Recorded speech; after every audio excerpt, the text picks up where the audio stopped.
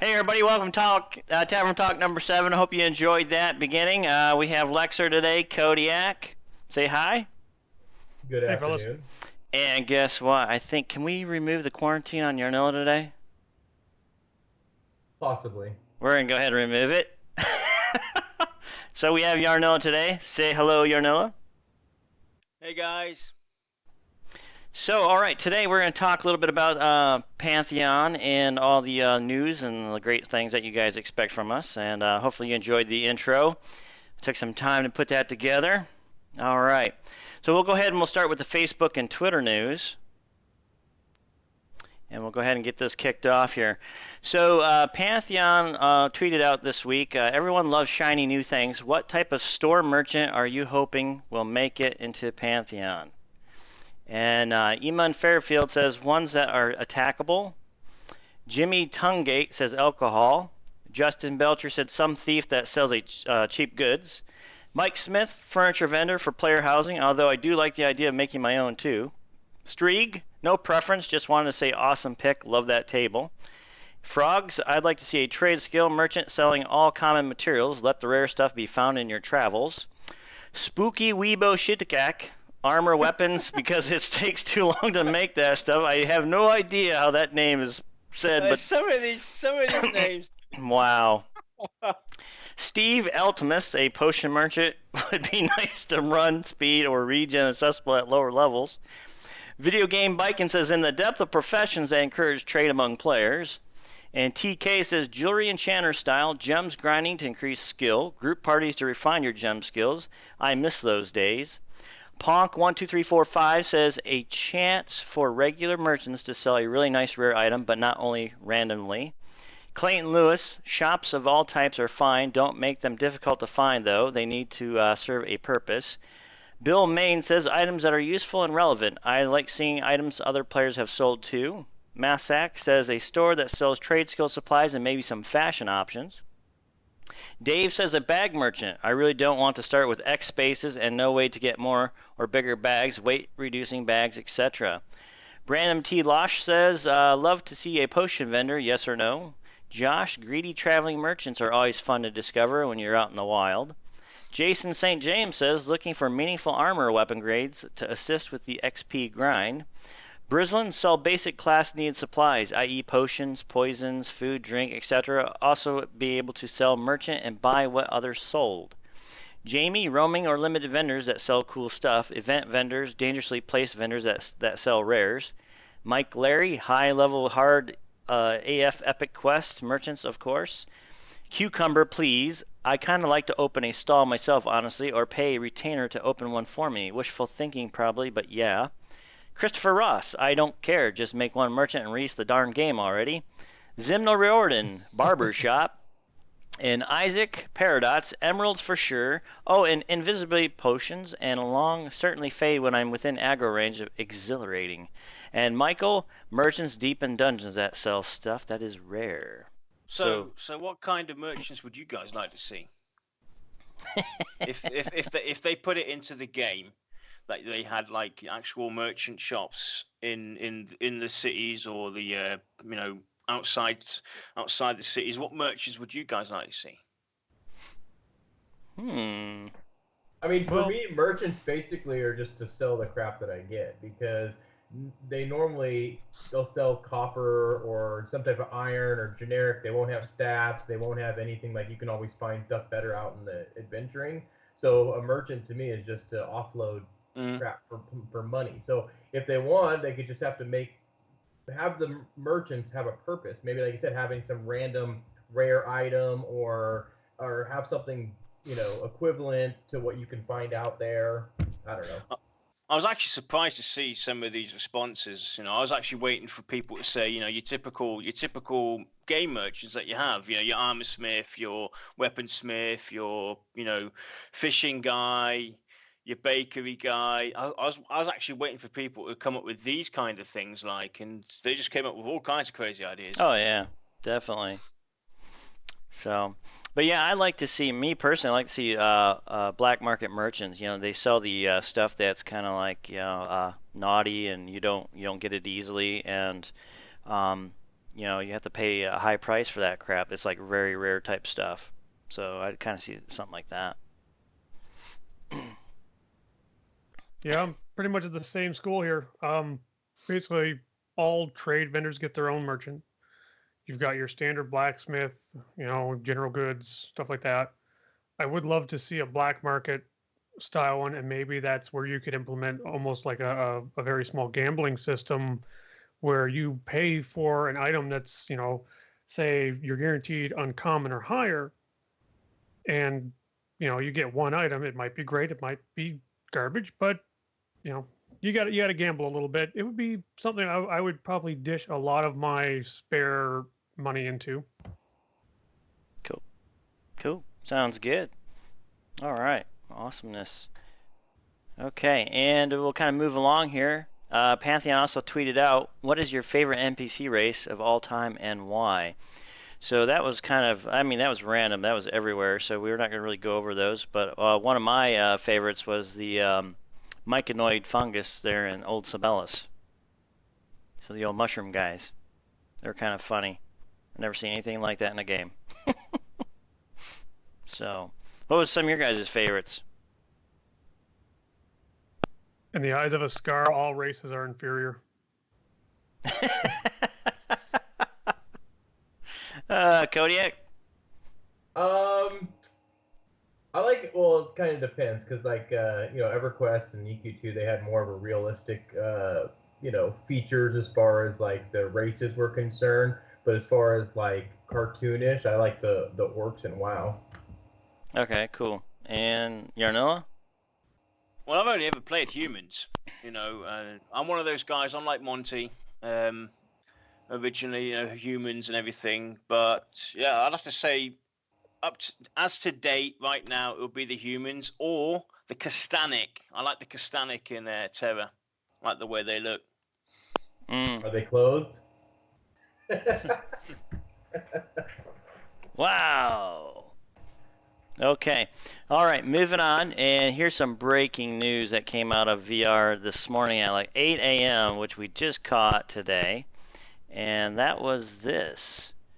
Pantheon community. We've added 2 new team members to the roster, so feel free to stop by and say hello. Todd Zippy Z Curtis is a longtime gamer and programmer starting way back in the pre-Commodore 64 days. He played a druid in EverQuest for many years, a necromancer in EverQuest 2, and a necromancer in Vanguard, among other characters across a broad variety of role-playing games. Todd's programming background includes a master's degree in computer science from Indiana University in 2012. During his studies, he focused primarily on artificial intelligence and computer vision. He is the co-founder and imaging director of Social Sweepsters, a service that scans social media for objectionable photos and posts.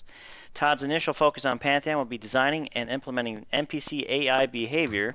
He hopes to create a more interesting and fun system that advances the genre and is more engaging to the players. After that, he will be dabbling in anything that the Pantheon gods desire. He is, of course, excited to be on the team and looking forward to interacting with the community.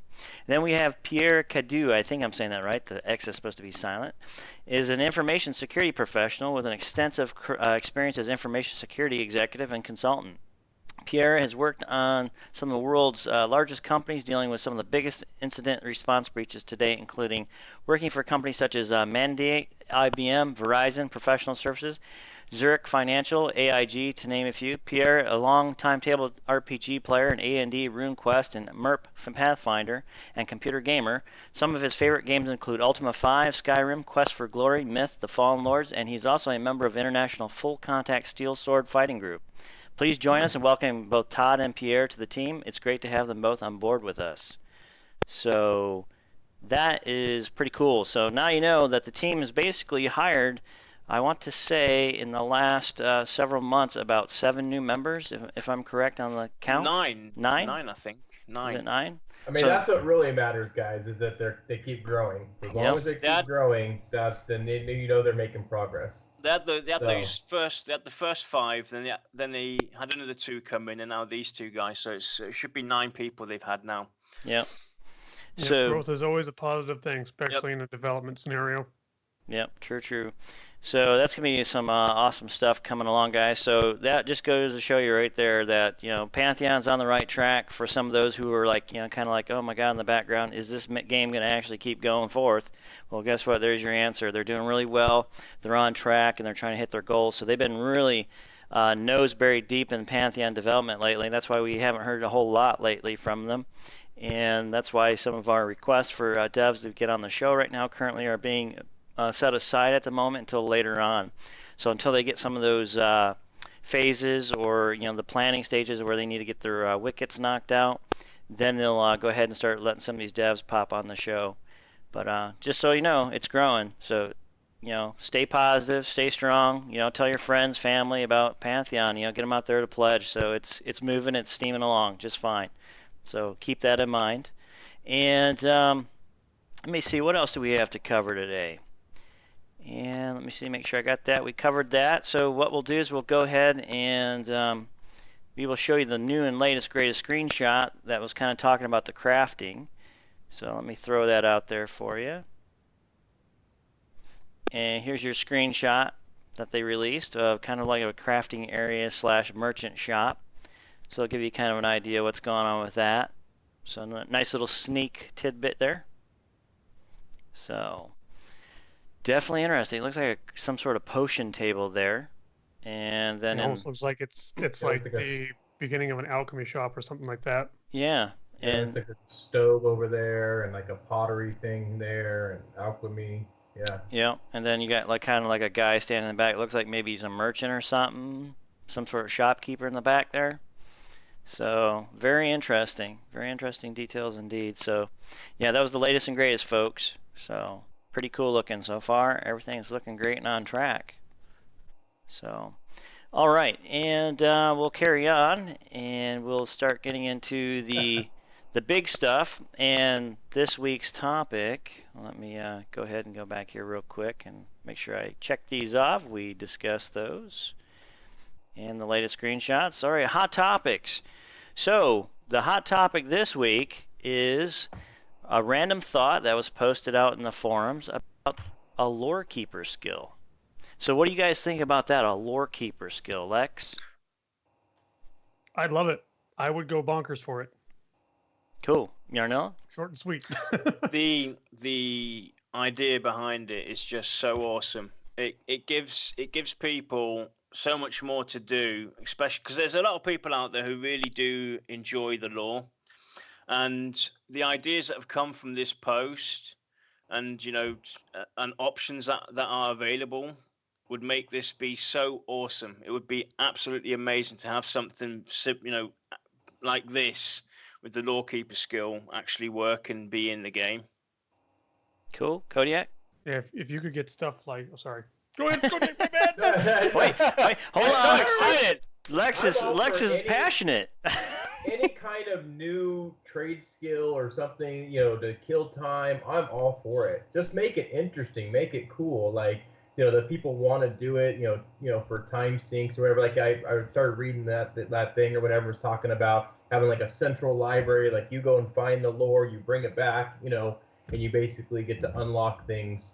So I'm all for it. Just make it interesting. Just one thing I want to quickly add before we get Lexa back in. The thing with this system is it basically helps demolish the drama and the ideas that are trying to go into the progeny system. There's so many people talking about the progeny system, and VR are trying to think of ways to get us into these low level zones when we're up in the higher tier regions and everything. With a system like this will help also with the progeny problem that they're having at the moment, because this Lorekeeper skill could be put out anywhere. You could go and get lore from the lower tier to the higher tiers. It helps along with system. It helps along with so many systems, and like chat's already realized as well, the perception system. It's a perfect addition to that. Yeah, true. Lex, go ahead. All I was gonna say is that if they do stuff like you kill a certain boss in a dungeon and he maybe drops a little scrap of lore, or you clear up, you kill a lich in a cave and he's got a bookshelf and you find some lore in there or whatnot, I am going to lose my freaking mind trying to find everything. Because it will bug me if I get like a list of the lore that's out there and I'm missing one piece. Like you found the Chronicles of the Gnomes, volume 1, 2, 4, and 5. I am just going to lose everything. Sleep, mental capacity, you name it, trying to find that one I missed. Mm. Yeah, this system is the ideas that came in. I mean, this actually mixes with so many systems. You've got the language skills. Oh yeah. You can learn the language, but you can become a master at it if you go and do the lore keeping part of it. So like Lex, to kick off on Lex's example with the gnomes, finding a scripture or a tomb or a relic of the gnomes, right? For you to understand that, you might not understand it right away. You speak gnomish, but you don't understand that lore part because your skill isn't high enough. So you're going to go and want to go and learn until you learn the history. And learn the history about it, etc. Yeah. And this taps into everything. And I think it was Frogzor. Yeah, Frogzor said just make it separate from crafting, so you can master one skill, do lore keeping, and fishing or harvesting. I would be happy. He's absolutely right. Have that as a secondary preference to do. Mm-hmm. Yeah. Would be awesome. I think this was posted by I want to say this. I think I'm saying this right. It's Feishti in the general Pantheon discussion. So I'll go ahead and kind of read what he said to give everybody an idea where he started off with this. As a side thought on things that a player could consume time while looking for a group or etc., there are many of us that really enjoy the story of the game world we're playing in. We like to ferret out all those reasons things are the way they are and the history that led to the current state of affairs. It might be as simple as why that little farming village is so small, isolated, and how the Grand Vizier came to his current seat of power, or why everyone has an overwhelming urge to punt gnomes. Okay, that last one's obviously, but you got my meaning. So what if there were an in-game skill or sort of rank, some kind that recognizes lore obtained and shared by a character? I'm picturing something that allows for the copying of symbols, runes, scrolls, books, which can be then returned to the capital city's library for retention. The act of gathering lore increases access and skill and accuracy of the information collected. This information can then be accessible to anyone or just those elevated to scholar status for review. I don't suggest this as a path to power in terms of combat ability or anything, but perhaps it could be an entertaining side job for those interested with the potential for mundane perks, maybe the ability to scribe spells slightly faster or gain audience with the key NPCs for lore-related quest lines. Is this a meaningless notion or is there some merit here?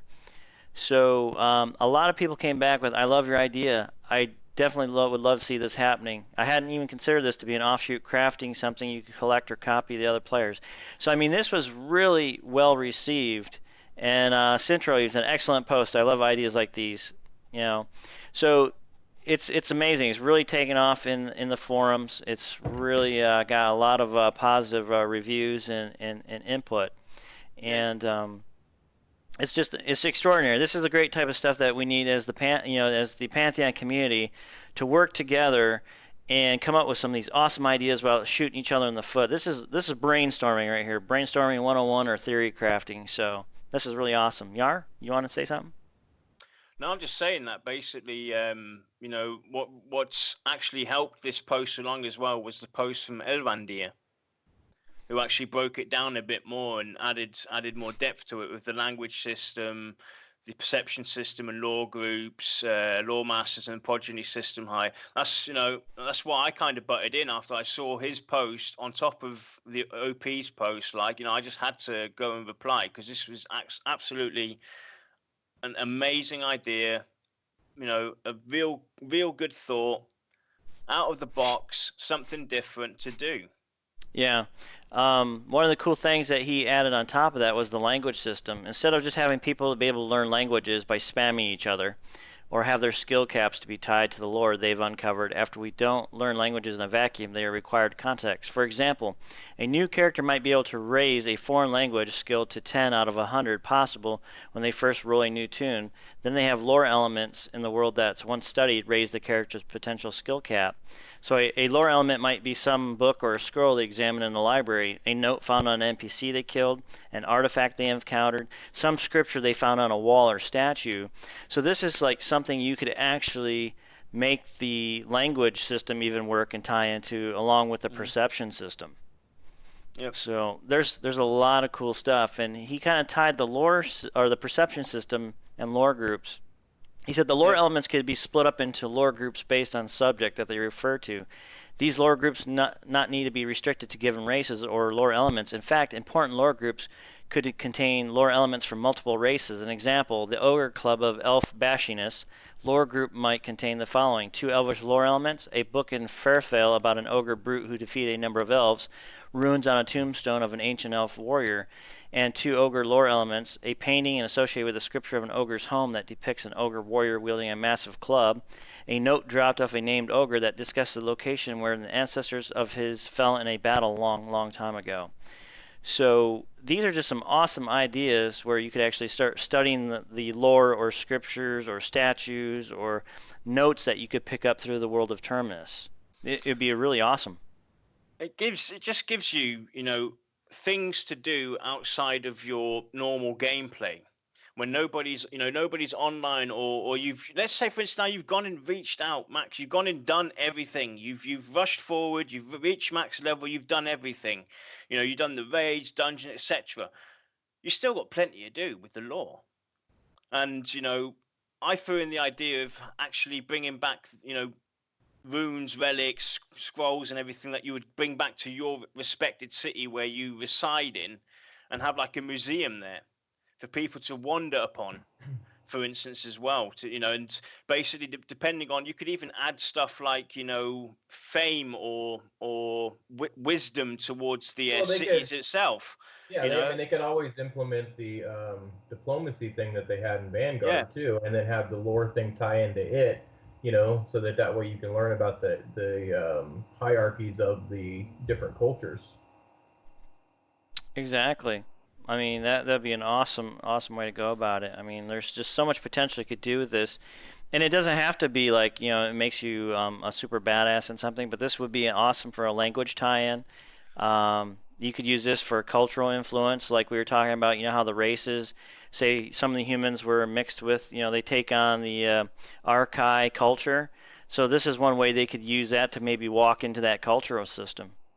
Remember what we talked about yesterday off the air as well, Down, me and you, with this system as well. This would help as well the developers, that would give them so much time and space, availability to go and develop, a expansion somewhere down the road. They could just go and add little lore tidbits for you to do that would basically start unlocking the story for the upcoming expansion that is like maybe a year away, but it's going to take you at least a year to find all the information, etc., and gives them plenty of time to do stuff, on the back end. Yeah, this would be an awesome way you could actually introduce new story elements of the next expansion.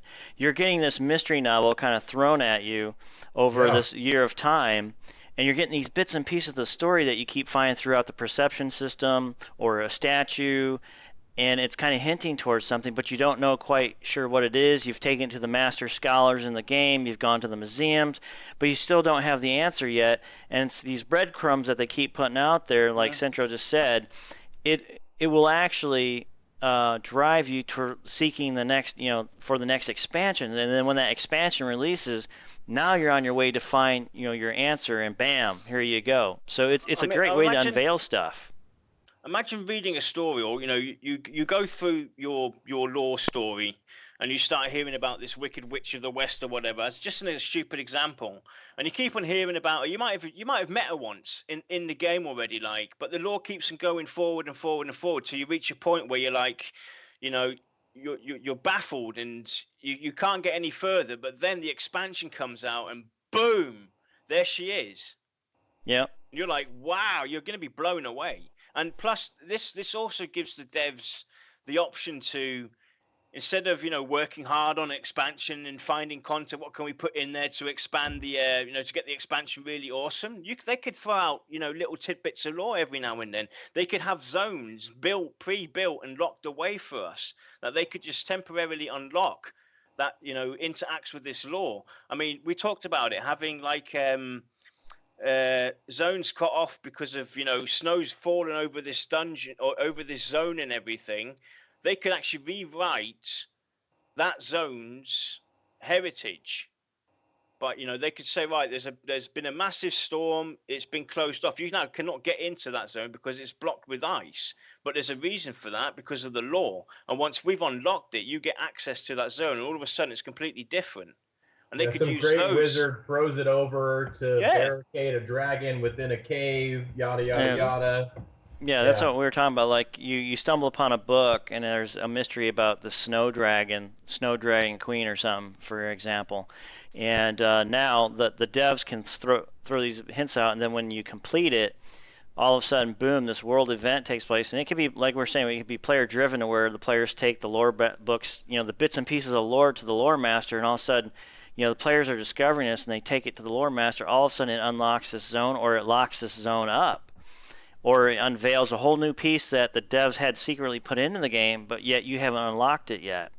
And then they're slowly entertaining you with that too, while they're building the ultimate next expansion to expand upon the game and the world of Terminus. They can feed these little bits and pieces to you along the way. And then bam, now you got more content. It slows the content consumption down tremendously because they got you kind of running around trying to complete a mystery as they're working on the greater and bigger expansion.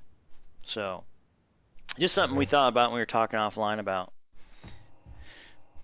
It's the same with with the perception system as well. This could be something that could be done later on. You would have to achieve basically the master of the language of the Darkmere or the ogre or the gnomes or the dwarves or the elves, etc. You would have to become the ultimate master of that language, and then once you've reached that, it'll take you some time to become the ultimate architect of understanding their language backwards and forwards. But once you've done that, they can interact that with the perception system as well and give you additional perception quests. That could send you off on a quest to become, you get a special title or whatever and become a scholar of the Darkmere or scholar of the ogres, etc. So there's so many things they can do. And Necro says something like, sometimes you guys say things that you want and it sounds terrible to me. I do want things to be unique, and sometimes things should be different. But what if I'm just trying to cross zones to do something else and there's no zone connection where I expect it because of some event? Well, that's it. It's an event, dude. That or simple. Yeah, but I don't think an event would affect the entire world. No, it'd be like a hidden cave. Exactly. Like so you gotta need to open your mind. We're not talking about locking a complete zone out where you can't cross. We're talking about a zone. Cataclysm, nothing like that. We're talking about a zone that's sitting here off to the side, nobody knows about. And then all of a sudden you find a book that unveils a secret passage to a cavern or a valley that nobody ever seen before, and now boom, you have access to go into it. That's what we're talking about. So you need to kind of clarify that stuff too, I guess. So even if it were something like an event that locks off a zone, like just an example, because I don't really remember a lot of the other zones, but if you take Greater Fade Arc from EverQuest 1 and Lesser Fade Arc, you could do an event that caves that in so that you can't get through there. But if they were to do something like that, they have to add another entrance when they take away one. Yeah. It's all about the design. I mean, it is scary when you think, hey, they could lock up or block off this way here that I'm so familiar with. But I mean, that creates adventure though. Like rock slides happen all the time, mud slides happen all the time. I'm not saying this is something that you'd be like, oh look, the sky is blue, let's go close off a zone. It's not going to be like that. It's going to be a big, probably server-wide event if something like that were to ever happen. Miners to work. Yeah, I mean, there would be a big story and quest line into it that made the entire server realize, hey, something big's going on here, and it's like possibly a week long or even a month long. Who knows? That just comes down to design.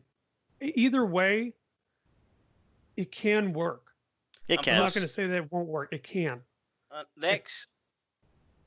Yeah. And I'm sure, what I want to add to that as well, I'm sure there's also ways nowadays where they can actually have it tied to your account, where, let's say, for instance, now you've actually unlocked this event and the zone is blocked out for you, but for other players, it's not. I'm sure technology is that far ahead as well, where that can be done as well. Yes, so it would only affect you. Or even that can be based done on quite that, simply. even Very or based on that Lorekeeper thing or whatever. If you Yeah. unlock a certain cave that has that dragon in it, Right. unless those other people have unlocked it, they can't access it either. Right. The only issue I see as a developer, if I was a designer of a game, was that, say, I've been in the game for a year, Dalencia joins, I want to show him around, all of a sudden he can go through this pass, but I can't. That causes inconsistencies. Yep. That interrupts my gameplay experience. So that's what you want to avoid. Yeah, so my best thing is just block that zone and be done with it. Yeah, just do a big massive event, everyone has some fun, block it off, open up another one. Exactly. I mean it would make you think, like, so let's say it's like you, Dalencia, Alexa, and Kodiak, you guys have got this Lorekeeper thing going. And I'm coming along, and all of a sudden this zone's blocked off. I'm gonna be thinking, sitting there going like that. Why can't I go through here? I don't know what's going on, but then I, stumble upon you guys, and then hey, you guys tell me, hey, this is what's happening. I'm like, oh, this is cool. I mean, I'm not going to be peed off because I can't get to that place where I want to go now. I'm going to be like, wow, I never knew this was going on. Because you can use that as the hint of something larger to the next event. Yeah, I always like, and I know I'm going to bring up the EQN again, but I always like the fact that you could change the world by doing things that they tried to implement. So if one server, let's say the lore unlocked X, but on a different server they did something else, then the servers would actually be different.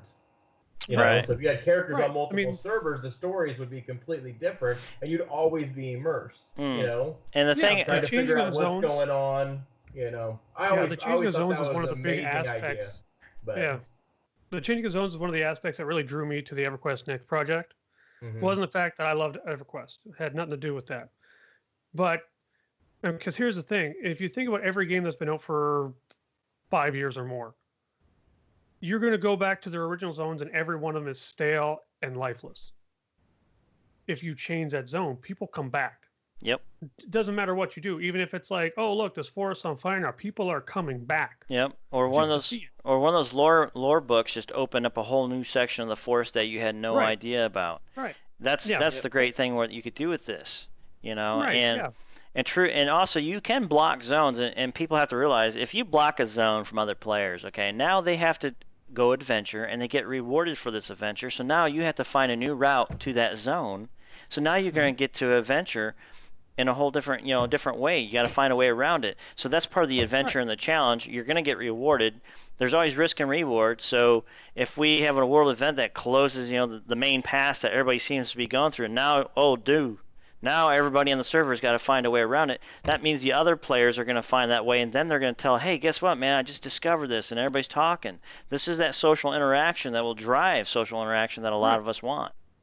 Or maybe the big ass dragon just decides to plop his butt right there in the roadway, and until you get 50 or 100 people together to get rid of that thing, it's that way's blocked. So yeah, it brings the community together to be like, that mountain pass could be physically blocked by a dragon, but it's not. It doesn't have to be a landslide. It could be that dragon wiping everybody out. And now, like Kodiak said, we all have to go fight it and remove it to open up the pass again for the low players or the high level players, vice versa, etc. I mean, this brings for VR as well massive opportunities in the development side. They can take their time to design, like we've already said, you have a secret entrance that wasn't there before. This rock that was just a rock has now become something that you can actually move and go into, and it reveals a cavern underneath or whatever. It gives the devs time to go and design this stuff at their pace, at their time, at their suspense when they need it ready and everything. It gives them so many possibilities to do stuff on the side without any pressure, any time, time delays, time restraints coming up, etc. Yeah, there's just so many possibilities with this type of system being implemented. I mean, you could do all kinds of cool things with it too. So, I mean, that's the big thing is you got to think outside the box. Open up new possibilities, how you could go about it. And I like this lore idea, or just finding clues, hints, bits and pieces throughout the world. Even if you, the perception system should tell you, hey, there's a rock there that's invisible, or some type of invisible wall, or rock that you can move, or magic barrier. That type of like that's what's good about it. And so by having that skill or pathfinder skill or exploration skill or something like that, you may perceive that rather than somebody else that doesn't work on that skill. Yeah. I don't know. If I backtrack back to like the Lorekeeper kind of stuff here, one of the things that really excites me about that whole idea, even from a developer standpoint, is the fact that I can take this as just a basic achievement system. I can use this as a puzzle system. I could use this as a new crafting thing. I mean, there's a lot that I can do. None of it is necessarily a large amount of complexity. It is a large amount of work, but anything is with a game. But it's just putsy, fairly easy work, you know? And it adds so much because say, you know, Kodiak finds a book, he right clicks it, adds it to his lore book or whatever. And basically you just give him hints on, hey, there's this dwarven stronghold that used to be here. So then he takes the group there. Well, in the process of getting there, we found a few more books. He right clicks, puts them in his lore book, and they give him some more hints. It's like a treasure map. All of a sudden, you find a door hidden behind a rock, or we figure out it's a false rock and can walk right through it. Exactly. But now we have a puzzle, and it's something like, you know, the Simon Says red, green, blue. It's a combination. He reads his lore. He finds out that, you know, the king, whoever that built this place, had 3 sons, and, you know, one of them, you know, you can do it whatever you want, backstory behind it. But then you find the combination, you put it in, boom, you have entrance to a whole new area. You know, and you're just like, wow. Yeah, I mean, that's a cool idea to go about it too, to unlock his own, figure out puzzles and riddles. This adds as well to yourself, to the players yourselves. You know, your race that you've created. This adds to that as well. You can actually go out and learn the backstory, you know, the whole story about your culture, about your race, how it came to be, etc. And this could maybe unlock even further traits for your character as well. You know, let's say, for instance, Alexa the Sky, he goes and learns everything about the sky, becomes the ultimate master about it, and then he gets, you know, he's just learned his whole background, and you can add a twist to that as well. You can add features to that as your, you know, your player NPC itself with that lore system as well. Well, the other thing also, I just thought, well, see, if you use the progeny system, so basically when you have a character and you die, there should be a book somewhere in the world that talks about your personal adventures, you know, because now you're part of history, you know? Yeah, like you could create your own lore story, so to speak, like a biography or something. And, okay, yeah, that would be interesting. That'd be interesting to go about it too. But yeah, I kind of like this idea. I mean, the lore books, you know, language, the museum type stuff. You can collect the museums. You have a lore scholar.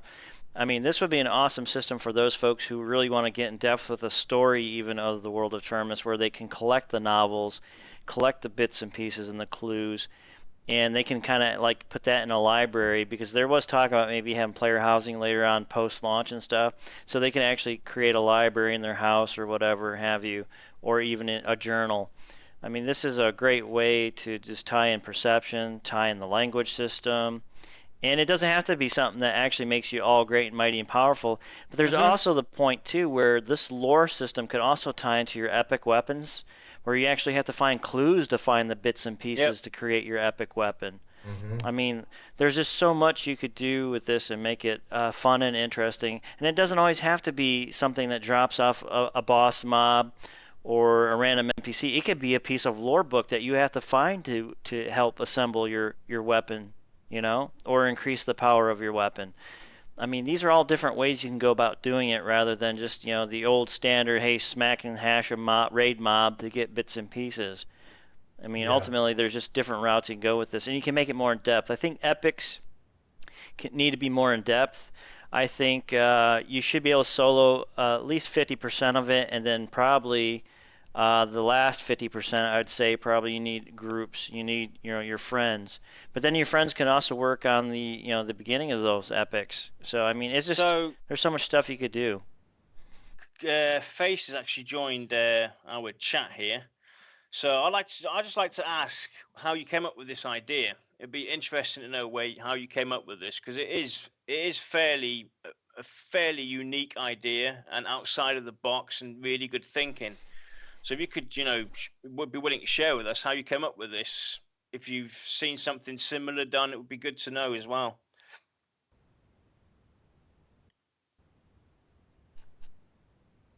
We'll wait for that 15-second delay. Yeah, there's a few things that I've seen in other games, but ultimately it's still a very unique idea. It's never been brought together full circle this well, I don't think. So yeah, I would really love to see VR roll with something akin to it. I think this would be really great. I mean, for my interactions with Brad on Twitter and with other, with the Bard King, I think it was, about the programming behind Pantheon, etc., and what can be done. This should be something, Brad makes it sound so easy, and I think today's technology has it, is advanced enough that most of this could most probably be done with ease. And I can't see it really being a major problem to add a feature like this into the game. So Facey says it came as a side thought from Kilson's thread about what do you do when you're not adventuring. Okay, cool. Yeah. I mean, it's just, there's a lot of potential with it. I mean, it's where they want to go with it. It can interact with the perception, etc. I mean, it's a cool idea. I like it. The only real limiting factor for VR at this point, if they were to seriously consider that, would be how does it interact with what they currently have. I mean, even though it seems simple, I mean, from a developer standpoint, it is relatively simple. It's just a lot of putsy work, okay? So you get a small development team. It probably takes them quite a while to do it, but it's still easily done. Not a lot of research and development required. But when you think about it in terms of what you already have, the potential to almost I guess you could say crossfire or just really mess with something else is where the difficulty lies, because you've got to go over everything with a fine-tooth comb to make sure. It's like saying if you give armor smiths the ability to make hammers but not weaponsmiths, it kind of really, you got two crafting abilities here just button head, and it doesn't fit or feel right. So I mean, this is also if they were to take advice from a fellow developer who's like 100% on their side, I would say flesh something like this out in an expansion. Don't shoehorn it in right now. It's a wonderful idea. It's something that has a astounding amount of potential, but save it for an expansion. Yeah, that would be awesome. I think we talked about this as well, Dan, having this be something that you would maybe unlock at the very highest level of being a character. It would be cool to have maybe something that you could gain it gradually throughout the game, but they could even take their time, and this would be something that would be end feature content where you would, you'd go, let's say for instance, you go on an epic quest to find yourself. Your character, go and find, become a cleric master and everything. That could start off this whole idea about the lore as well as end content to give the devs lots of time and plenty of time to do it and start it off and see where it goes as well. Mm-hmm. Another thought that we were talking about off the air is having this skill maybe be end content, and it would be really hard to come by it. Yeah, you could even use it, like, as I say, in an expansion, because I don't want to get people's hopes up of having something like this in for like release or something. But if you were to do an expansion, right there is another way to get people back to old zones. Yep. Yeah, Centro, I agree with you. Hopefully not end content. I'd like to focus on it as soon as possible. Well, I wouldn't say. I would say end content as far as like mastery type stuff. Yeah. Right. But just like when we're talking about crafting, like everybody should be able to craft everything at a certain point. But if you want to master in something, you can only have a specific mastery. So same thing with the lore. It's like you can consume lore throughout your journeys, right? But if you wanted to take it to the next level, like maybe it's just some certain raid mob that drops a lore book, something in game that you're gonna want. Yeah. Just quickly, go on down. I just had a kind of a passing thought too. What if, like, okay, say you and Lex, you might be able to tell me whether this is doable or not. But say you get a bunch of players. Let's just say an example, 3,000 people on the server. And out of those 3,000 people on the server, we have to get at least 1,000, maybe say 1,050 players to achieve a lore master.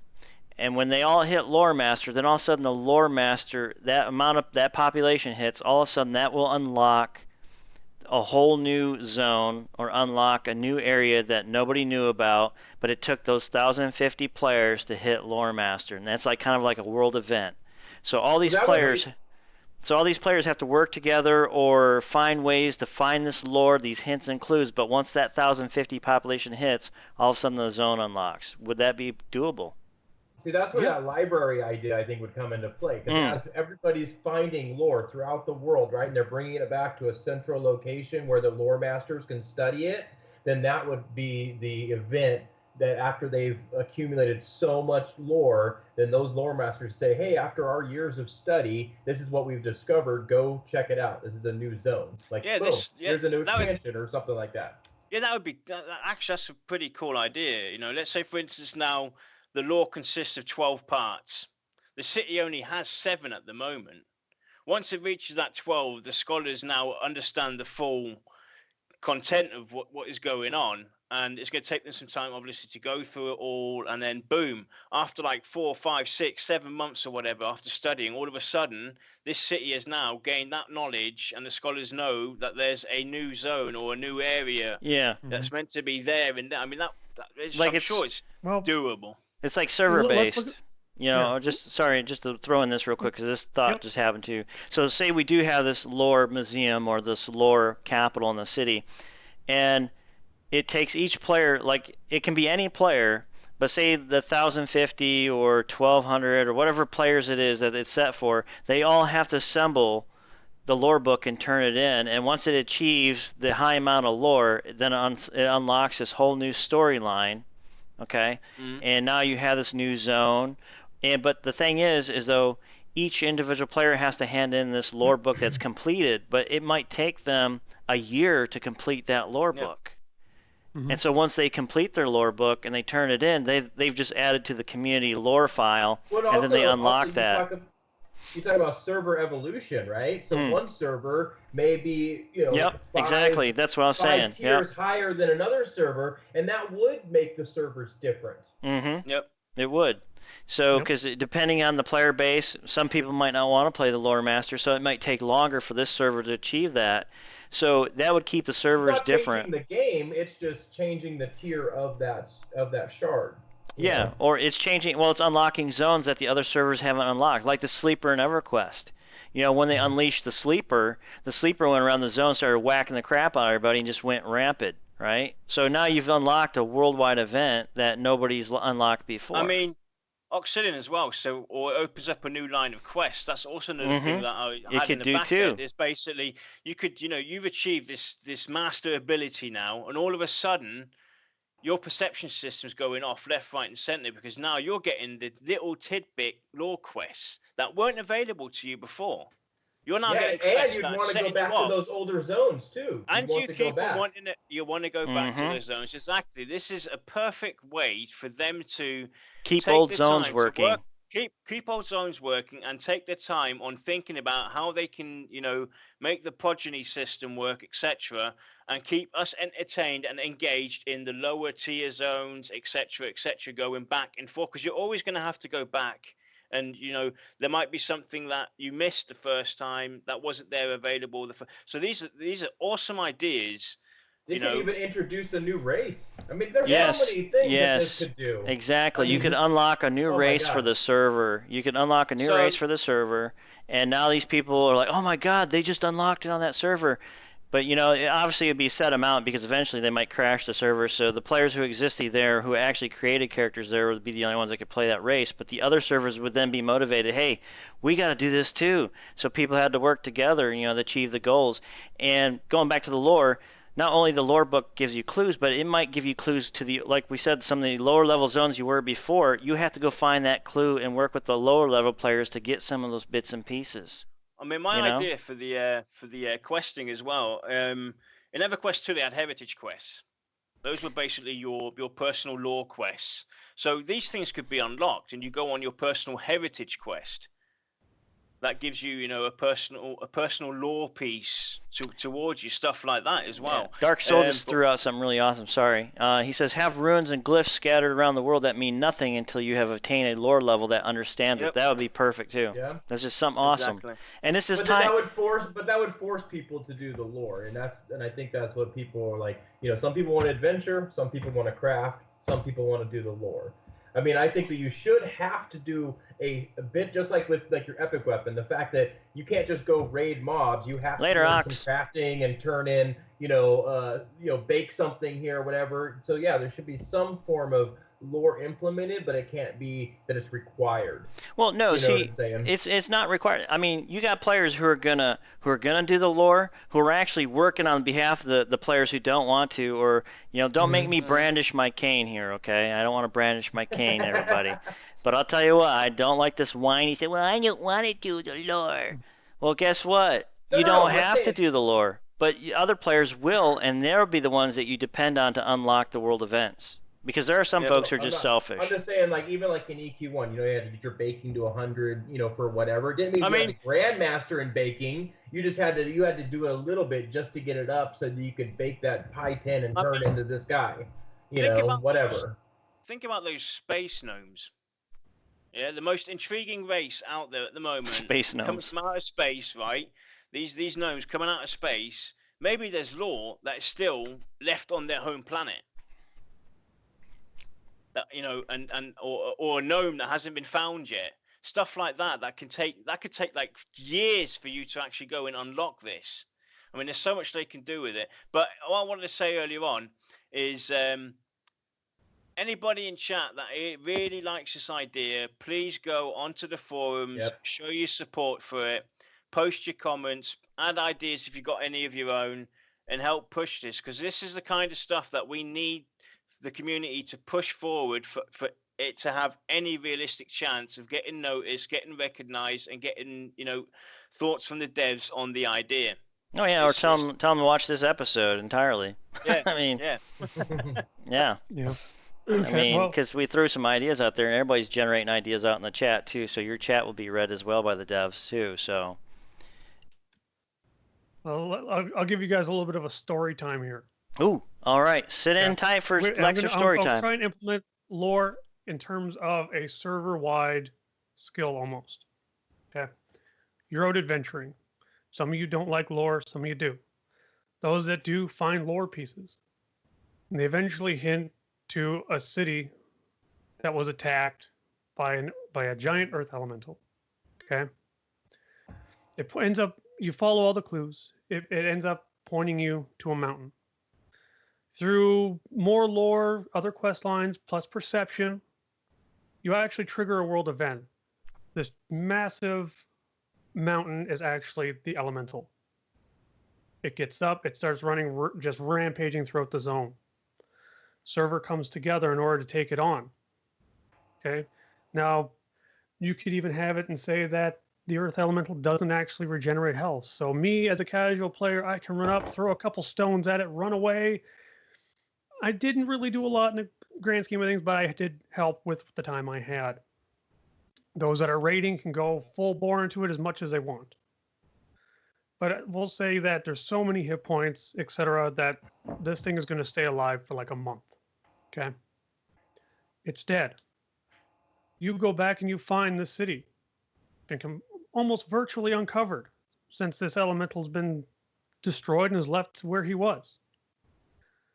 Through more lore, you actually find like an underground passage. You have a whole new zone.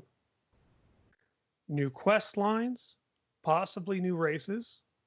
You could do any number of things, saying that they were held in stasis by the elemental. Now they're free.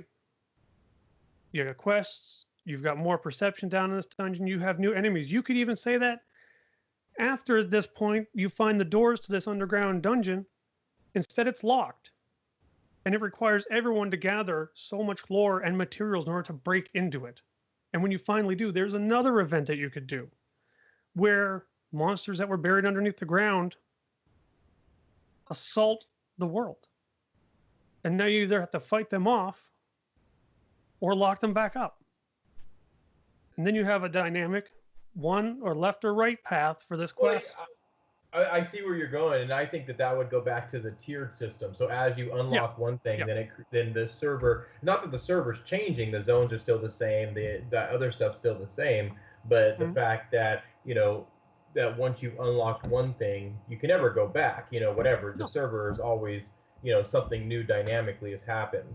Yeah, but it was also an example of how it could come into play, how you could have world events that are just static, where this happens, you beat it, then this happens, and then also how it can progress into another one where people have to band together in order to gather resources. And you could say it anything like, you need to get siege equipment, you need to get lore, all this stuff just to figure out how to break the doors down. Well, it'd be and cool even also, in stuff like off hours, what you could do was say gather resources for crafters and build catapults to fire at stuff in the off time, so that there's not a lot of players, but you can still do damage. I was just gonna, based on what you were just saying, like you could have each tier be a different skill. Like one tier is going to be, raiding big dragons. The next tier is gathering lore. The next tier is harvesting stuff and turning it in. Like you start building boat docks and, stuff server wide. And that's how you're going to make your server progress to different tiers. I see. And I like the idea of servers being able to unlock new content and new zones. And that's the thing. I mean, there's just so much cool stuff that you can change the world of Terminus on one server and the other server hasn't yet achieved that goal. So that actually motivates other players in those communities and in those servers to actually work toward a common goal, which is to unlock certain events, unlock the lore, etc. I mean, these are all goals that will drive people to play the game, adventure, seek out the new stuff. Expansions, it's better to have server progression, I would think. Rather than expansions, Yeah, I think this gives the devs a perfect time. They don't have to sit here and build 80 zones or 25 zones or 10 zones and then release it as an expansion.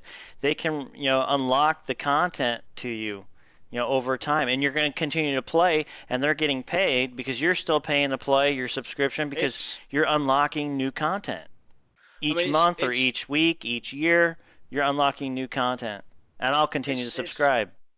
Yeah, it's similar to what people hate this game, but Terra Online has been doing for many years. Yeah, they've been now for the last, I think, 5 or 6 years stuck on level 65 is the highest cap you can go, and that's been like that for 6-7 years now. And all they do is they unlock new dungeons, new lore, new stories that unlock new events, and people are still engaged in that. Because they're always adding constant new twists to the whole dynamic of the world. And, it's a way to, instead of going and bashing out one expansion after the other, now, hey, whoopee-doo, we're now at expansion number 17 after, 17 years or whatever. It doesn't have to always be like that. No, it don't have to. Well, it's just like they can make a new zone or whatever and say, hey, guys, you got to play the new zone? Go unlock it. Yep. Oh, and that is also something. So they don't have to tell you. They don't have to tell you about where the zone is, what it is. They just can tell you there's a new zone that's been implemented in the world. You guys have to go find it, and that's the mystery behind it. And that's what keeps the game interesting. That keeps players playing because as long as the devs don't they hint there's a new part, or you get a patch update that says, hey, new zone added to the game today or the server today. What? Okay, Find where? out how to unlock it. Find out how to unlock it. Good luck, Lorekeepers. Get busy. Yeah. It's like I think one of the biggest problems that modern MMOs face today is what I call ladder progression, where all you're doing is climbing up and up and up and up. Eventually you're going to get to the point where you can't breathe. We're going to run out of air. Yep. But if you give us enough stuff to do, like, yes, you go up a little ladder, then you've got this whole plane that you can do stuff. Yep. Just lower the vertical climb. Actually, that's a good idea because if you had a lore master or a bunch of people that all they did was find lore for the server, right? It's just like you have crafters, you have adventurers, you have lore masters, right? Well, basically they say, hey, you guys got to go unlock this. Well, guess what? Now you're getting on your lore master and you're trying to consume as much lore as you can so that you can unlock it. So then you can go back to your adventure and kill new stuff. Yeah. Or craft new things. And the thing is, as well, it's not just the lore. The lore's obviously going to be dangerous to get a hold of. So you're always going to go. You're going to have to fight. You're going to have to go to dangerous places to find your bits of lore. It's not going to be easy. So I'm going to take you 3 guys with me. I'm the lore seeker, right? I go out and look for lore, but I'm taking you 3 guys with me. Yeah. you're coming on my adventure because I'm going to go and try and unlock this, part of the lore. So you guys are learning something new, and you're thinking, what the hell is Yanila talking about? Why do we have to go this way? And what's he found? And what's this? What's that? And what's that? You're going to always be intrigued as well as a player who's helping, the lore people go out and try and achieve their goals. Yeah. I mean, okay, so exactly what you're saying, Yarnil, right? So you're doing lore. Let's say I'm a crafter, you guys are raiders, right? Well, we're all together trying to kill this dragon because he may drop a rare pattern, or he may drop a rare lore book, or he may drop a rare breastplate of awesomeness. You know what I'm saying? So awesomeness. We're all gonna be there for different reasons, but we're all there participating together.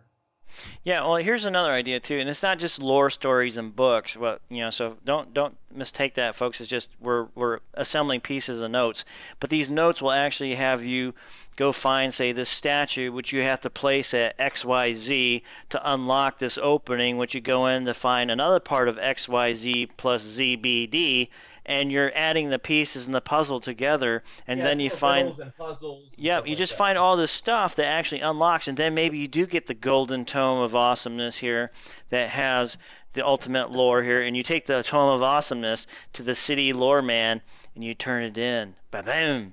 You got it, bro. You're awesome. And I think one of the key things that VR really needs to keep in mind here is even the people who don't enjoy lore can be part of it. They can enjoy it, but you have to make sure you're giving it out at the proper pace. If you swamp me with too much reading, I'm just going to say forget it. Yeah. That's why you got to break it up. Sorry, it's the way it is. You got to break it up over time. 5 pages of the book.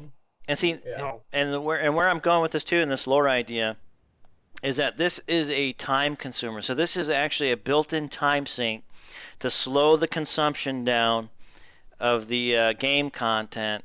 It puts you working other things too. That way you can build and unlock some of the newer game content.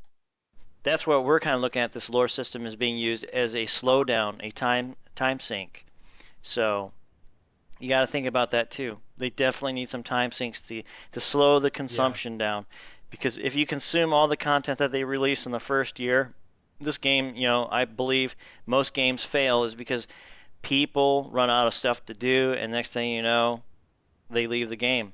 You're a losing battle, and then they wait for you a year or 2 years later to throw some content in. But by then, something new's already brandished their mindset and their attention, and they no longer come back to you. So there's got to be some of that. So built-in time sinks, definitely need it. So I love a lot of this. The chat's really sparked today with a lot of stuff out there. So this is really cool. So, but anyways, I guess we should start wrapping things up here on our end. I believe we just kind of hit 8 minutes past the hour, roughly. Am I right? So, yep. Okay. But two things really quickly to say before we completely wrap. Not concerning this right now, but YouTube, anybody who responds on YouTube to our shows, leaves a comment and everything, we're sorry that we haven't been responding as of late, but the more people that get involved with our show and show support and follow us, the harder it is for us to always keep on track.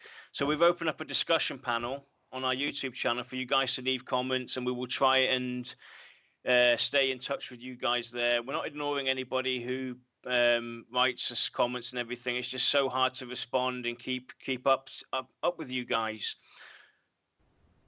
Yeah, we're trying to keep content coming out on the shows and stuff like that in the background as those memes. It took me an hour to put those memes together today and stuff like that, and a couple days ago, just to kind of entertain you guys. So we're constantly busy too. We're busy running our guild as well, so we got a lot going on. So please don't take it rudely if we don't respond to you on a YouTube comment or something like that, or Twitter. We're really trying to get back with you folks as fast as we can and stuff like that. So don't take it as rude. We're not being rude to you. So yeah, 9 times out of 10 when I'm reading the comments, I read it and then I get sidetracked with something else. Yeah, so we're busy too. But we really appreciate you guys tuning in to our shows. We thank you a lot, and like we say, we always like you to come on board, share your opinions, your ideas, your comments. And if you like this lore idea that's being brainstormed about, theory crafted, throw it on the forums. Let the devs know to watch this show and say, hey, look, man, we all came up with some cool ideas. So, The community is really bright. They got a lot of good ideas out there, and if they can assemble some of these ideas together and make something really cool for our game, that would be awesome. So we're all looking forward to Pantheon Rise of the Fallen. So let's help the devs come up with some cool ideas to make this game a nice game changer and a refreshing game, for all of us out there who really are looking for something different, fun, exciting, and an adventure. But anyways, I guess we should call it here, guys. Any last remaining comments you'd like to make? Join us Thursday. Yep. Join us Thursday. Yeah. Okay. The character system on the website is progressing slowly, but this is a very large component of the website, so I don't have an ETA on it yet. And once the character system has been implemented in a basic form, what's going to happen is I'll start working on some forums for you guys to play around with. Yep. So have we come up with a topic for Thursday? Thursday, what we were going to do? We could talk about epic quests, That's crafting, armor, etc. We're going to talk about the epic portion of the game, right? Yep. Some epics, what we can change on epics, stuff like that, or take some epic input. So that'll be the discussion for Thursday. Cool. All right, guys. Well, we're going to go ahead and wrap it up here. And thanks for joining us. We really appreciate your guys' support. Thanks a whole lot. We really do. We really appreciate it. And don't forget to check out the VOTstore.com and look at some of that cool swag gear. There's stuff on sale. So buy it up while you can. Get it while it's hot. Whatever. We really appreciate it. Thanks for the support, guys. And we will be announcing our memes contest winners on Thursday. Is that correct? Yep. So, Thursday you'll see the winners of last week's Watchers Pledge meme contest. So, with that being said, so long, everybody. We'll catch you later. See you guys.